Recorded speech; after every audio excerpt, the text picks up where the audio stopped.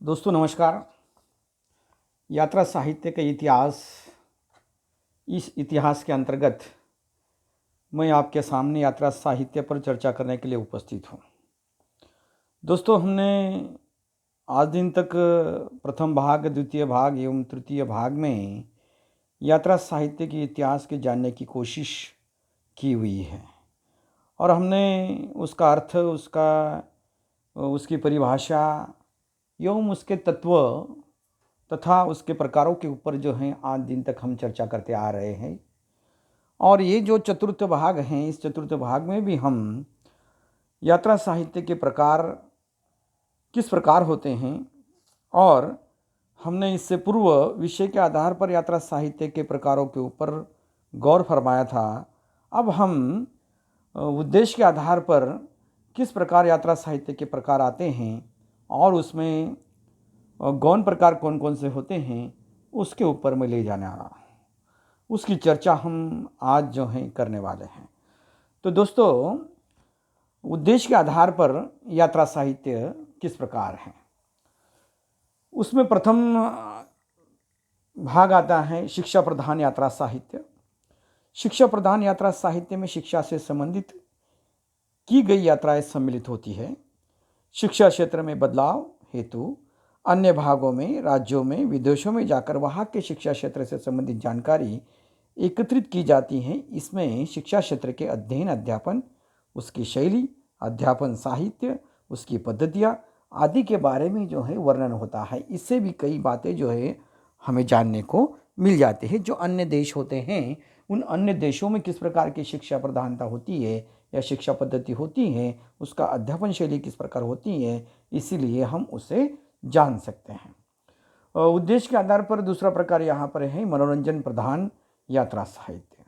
इस यात्रा वृत्तांत में मनोरंजन की प्रधानता होती है। मनोरंजन प्रधान यात्रा साहित्य में मनोरंजन करने से संबंधित कला, नृत्य, सिनेमा, नाटक आदि जगहों पर जाकर प्रत्यक्ष वस्तुस्थिति का अनुभव लिया जाता है और पाठकों को मनोरंजन हो ऐसा वर्णन किया जाता है।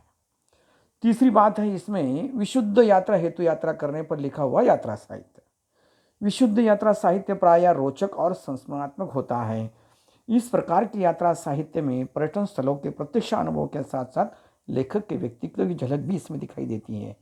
हिंदी के कई साहित्यकारों की यात्रा वर्णन इस प्रकार है, जिसमें अज्ञेय का है एक बूंद सहसा उछली, वेणु शुक्ल जी का है लंदन से पेरिस की ओर, और राम वृक्ष बेनीपुरी के हैं पैरों में पंख बांधकर आदि रचनाएं मुख्य तौर पर आती हैं।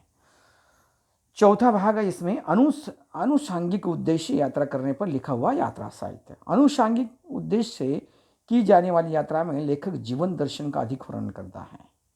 उसमें फिलॉसफी होती है लाइफ की। यह शुद्ध उद्देश्यपूर्ण यात्रा होती है, यानी किसी उद्देश्य से यात्रा की जाती है। इसमें पर्यटन स्थलों का प्रत्यक्ष अनुभव के आधार पर वर्णन किया जाता है। यात्रा प्रकारों में तीसरा जो भाग है यहाँ पर शिल्प के आधार पर किस प्रकार होते हैं। शिल्प के आधार पर जो है पहला यहाँ पर प्रकार है वर्णनात्मक यात्रा साहित्य। अधिकतर यात्रा साहित्य वर्णनात्मक रूप में पाया जाता है। इस प्रकार का निबंधात्मक प्रकार भी कहा जाता है। वर्णनात्मक यात्रा वर्णन में किसी स्थान, वस्तु, जड़ अथवा चेतन का, प्रांत का, प्राकृतिकता का, पर्वतारोहण, ऐतिहासिक घटनाओं का, मनोहर तथा आह्लाददायी दृश्य या शिकार का तथा साहसपूर्ण दृश्यों का या घटनाओं का वर्णन जो है इसमें किया जाता है।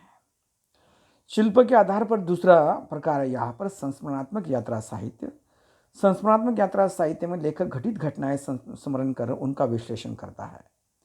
संस्मरणात्मक प्रकार में प्रायः अनुभूतियाँ या अनुभूत स्मृतियाँ संजोई जाती है। इसमें कल्पना तत्व का कम स्थान होता है। इसमें लेखक की निजी दृष्टि प्रदान होती है और वह अपने दृष्टिकोण से घटनाओं का विश्लेषण करता है। इसमें भावात्मक की प्रधानता होती है। आत्मीकरण की प्रधानता भी इसका गुण महत्वपूर्ण माना गया है। तीसरा प्रकार है यहाँ पर औपन्यासिक यात्रा साहित्य। औपन्यासिक यात्रा साहित्य को कथात्मक यात्रा साहित्य भी कहा जाता है। इस प्रकार में लेखक यात्रा का वर्णन व्यापकता एवं स्वाभाविकता के पक्ष से साथ करता है। यह यात्रा वर्णन उपन्यास की तरह बड़ा होता है, जिसकी कथा वस्तु बड़ी होती है। चौथा यहाँ पर कल्पना प्रधान यात्रा साहित्य। कल्पना प्रधान यात्रा साहित्य में लेखक यथार्थ घटनाओं का स्मरण कर चित्रात्मकता के साथ कल्पना से उसमें नए विचार या भाव पैदा प्रस्तुत कर वो लिखता है। इस प्रकार में कल्पना तत्व की प्रधानता होती है। लेखक देखे हुए श्लोक का कल्पना के सहारे विस्तार से वर्णन करता है। पांचवा प्रकार है इसमें पत्रात्मक यात्रा साहित्य। पत्रात्मक यात्रा साहित्य में पत्र लेखन शैली का प्रयोग होता है। इसमें वैयक्तिकता, आत्मीयता का प्रतिफलन विशेष रूप से दिखाई देता है। लेखक के मन की प्रतिक्रियाएं तुरंत पत्र में प्रकट होती है। लेखक की प्रवृत्ति के हिसाब से वैचारिक संवेदनशीलता पत्र में दिखाई देती है। पत्र लेखन की भाषा ऐसे होनी चाहिए, वह पत्र भी लगना चाहिए एवं पत्र लेखन भी। लेखक के शब्द इतनी शक्ति होनी चाहिए कि वह पाठक के पढ़ने पर उनके सामने दृश्य रूप भर कर सामने आए। इसमें संक्षिप्तता का गुण बहुत आवश्यक है। राहुल सांकृत्यायन ने एक ऐसी यात्रा साहित्य लिखा हुआ है, मेरी तिब्बत यात्रा, जो पत्रात्मक शैली में लिखी गई है। पत्रात्मक शैली में जिस प्रकार यात्रा साहित्य लिखा जाता है, वैसे डायरी शैली में भी यात्रा साहित्य लिखा जाता है। ये छठा पॉइंट मैं आपके सामने जो है प्रस्तुत कर रहा हूँ। हिंदी में डायरी को दैनंदिनी कहा जाता है। इसके अतिरिक्त दैनिकी, रोजनिसी, बासरी, रोजनामचा आदि शब्द भी इसमें प्रयुक्त हुए हैं। लेखक उसे आए हुए अनुभव रोज डायरी में लिखता है। लेखक अपने व्यक्तिगत गोपनीय विचार, अनुभव, सत्यता के साथ डायरी में लिखता रहता है। जब वह यात्रा वृत्तांत लिखता है तब इस डायरी का प्रयोग करता है। डायरी शैली में भी संक्षिप्तता, सरलता, गोपनीयता, व्यक्ति प्रधानता और आत्माभिव्यंजना आदि तत्व माने गए हैं। इस शैली में कलात्मकता, भावुकता एवं रसात्मकता का दृष्टिकोण होती है।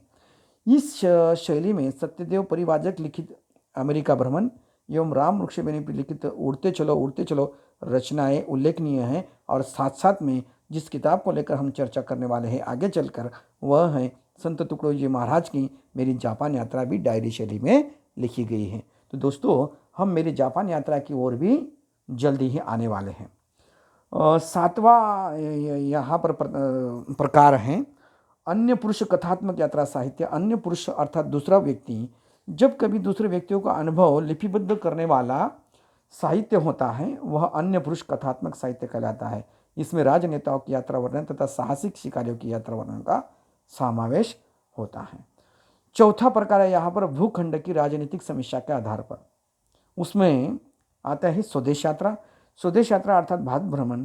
भारत में ही अलग अलग पर्यटन, धार्मिक जैसे स्थलों पर जाकर वहाँ का वृत्तांत लिखना। इससे भारत के विभिन्न स्थलों की जानकारी पाकर पाठक आनंद प्राप्त करता है। इसमें देवदत्त शास्त्री कश्मीर यात्रा और देवी प्रसाद खत्री रामेश्वर यात्रा उल्लेखनीय है।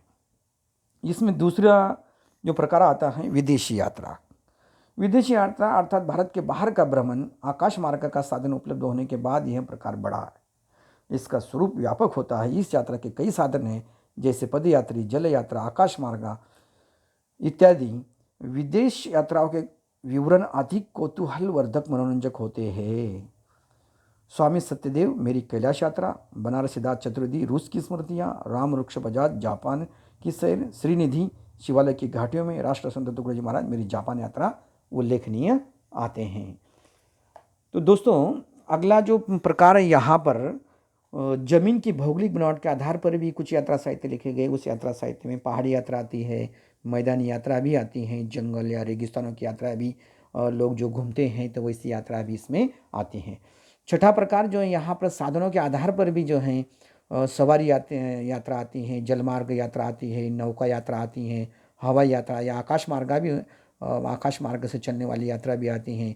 पदातिक यात्राएं भी आती हैं, पैदल चलने वाली यात्राएं भी वहाँ पर जो हैं आती हैं, क्योंकि हजारों मीटर लोग जो हैं, किलोमीटर जो लोग हैं वो पैदल चलते हैं, तो वहीं भी यात्रा आ जाती हैं। उसके बाद में मार्ग के आधार पर भी कुछ यात्राएं आती हैं, स्थल मार्ग हो, जल मार्ग हो, आकाश मार्ग हो, इस प्रकार की भी यात्राएं आती हैं।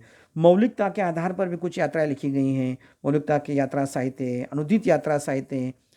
तो ये जो प्रकार है यहाँ पर 8 प्रकार मैंने आपके सामने जो बताए, मुख्यतः जो यात्रा साहित्य हैं, यात्रा साहित्य के प्रकार जो हैं मुख्यतः मैंने आपके सामने रखे।